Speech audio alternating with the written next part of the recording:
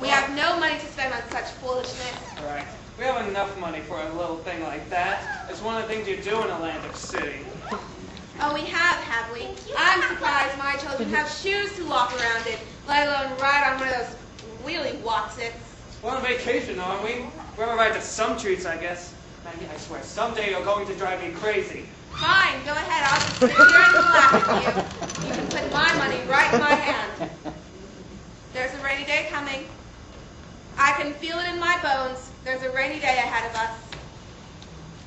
Go on, throw your money around. I can starve. I've starved before. I know how. Hey, George, I see you brought the whole family around. And what do you mean by that? Maggie, I tell you, there is a limit to what I can stand. I mean, God's heaven, haven't I worked enough? Don't I get any vacation? Can't I give my children so much as a ride in a wheelie thing? Who's it? All right, George, your broadcast is coming soon. Now, Maggie, I warn you, you are driving me crazy.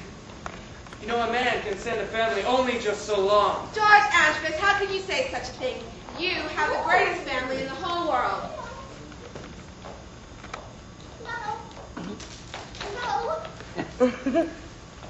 Who's that, George? George? George? Hey! George Ashbrook! Oh, I can't understand you. Isn't she beautiful? Settle down. I have a very simple question to ask your father. Who the hell is that? It's nobody, Maggie. It's just a friend of mine, a very nice, refined girl. Oh, she looked like Sabina to me. Mama, the lifeguard knows her too. Mama, he knows her well. She's a very nice girl in every way and the sole support of her aged mother. So was Sabina. So was Sabina, and it took a wall of ice to open your eyes about Sabina. She's a very different matter from Sabina. Miss Fairweather is a college graduate, Phi Beta Kappa. Very well, George. I don't want to talk about it. Henry, sit down. Reduced circumstances have required her taking up a position as a hostess in a bingo parlor. But I tell you, Maggie, there isn't a girl in the country with higher principles. I'm so glad to know there are such superior girls working in bingo parlors. Henry, what's that? What is it, Papa? Oh, that's the storm signal. Guess it says in here. Yes, one of those bells means bad weather. 2 means storm, 3 means hurricane, and 4 means the end of the world. Well, I'd better go buy us some raincoats then. Oh, Mama, don't go yet. Oh, I like sitting here and watching the ocean come in and come in. Oh, Papa, don't you love it? Oh, yeah. Well, there's only one thing I lack to make me a perfectly happy woman. I'd like to see some whales. Mama, we saw 2 right out there. They're delegates to the convention. Papa, ask me something. Ask me a question. All right. Well, how big's the ocean? Oh, Papa, you're teasing me. Oh. It's 360 million square miles. It covers 3/4 of the Earth's surface, and its deepest place is 5,000 feet. Its average depth is 12,000 feet. No, Papa. Ask me something hard. Real hard. Ooh. Well, Mom, buy those raincoats. Oh, I suppose we have about an hour or so to your broadcast. You know what I think, George? I think this is one of those poems where you're better off on the water than you are on land, you know, in a good stout boat. There's a boat up there. At the end of the pier. Good. Keep your eye on it. George, shut your eyes before your broadcast. Thundering Judas, Maggie. Do I have to be told when to open and shut my own eyes? Children, you have 10 minutes to walk around. 10 minutes, Henry. You behave yourself. Gladys, you stick by your brother and don't get lost. Will you be all right, George? George! George! Maybe next time we'll keep that. No, that's what they are. George! What kind of family, I'd say? What have they got to offer? Oh, here she comes.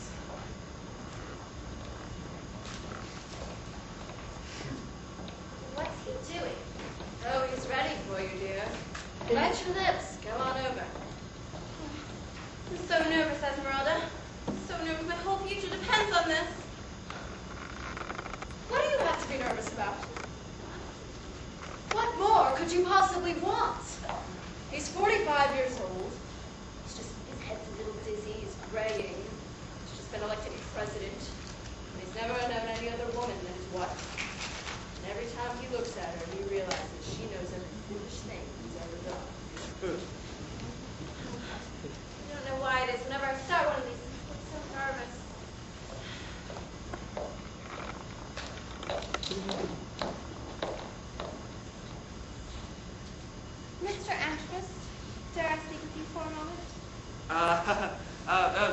silly, Miss Fairweather. I've been so unhappy. I've wanted to make sure that you don't think I'm the type of girl that would go out for a beauty contest. That's the way. No, I understand. I understand perfectly. I knew you would. Oh, just this morning my mother said to me, Lily, she said, that fine Mr. Andrews gave the prize to you the moment he saw you because he knew that you were the type of girl that would go for a thing like that. But honestly, Mr. Andrews, a good girl doesn't know where to turn in a world like this. You don't know how hard it is. You have that wonderful wife and daughter of yours. Oh, I think Mrs. Andrews is just the most wonderful lady. I wish I were like her. Now you've gone too far.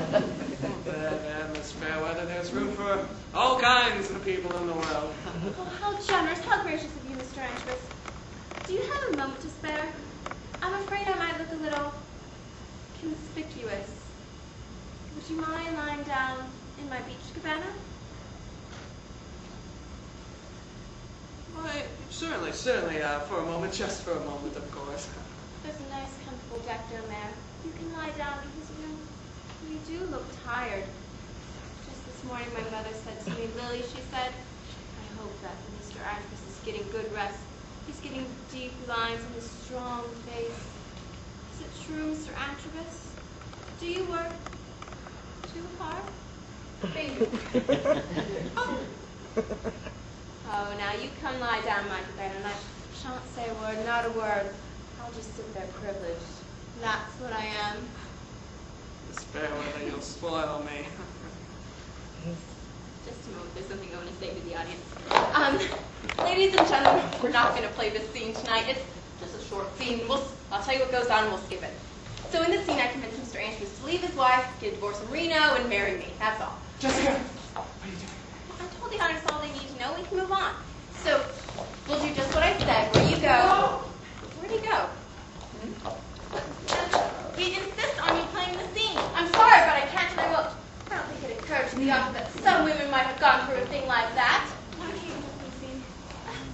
Well, there are certain lines in the play that my character lose feelings in. I don't think theater's a place where people's feelings ought to be hurt.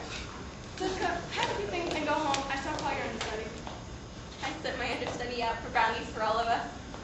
Jessica, can you just play the scene, please? Well, you must know. I have a certain guest in the audience tonight, and her life hasn't been the most wonderful one, and wild horses couldn't drag me out to bring the details of her life. But apparently she had married him long before he was free. She got all the clean, left the other hair. Jessica, look, your friend will forgive you. We must play the scene. I'm sorry, but I can't and I won't. Fine, Jessica. I'm just gonna have to play your scene myself. Everybody's nose are on edge.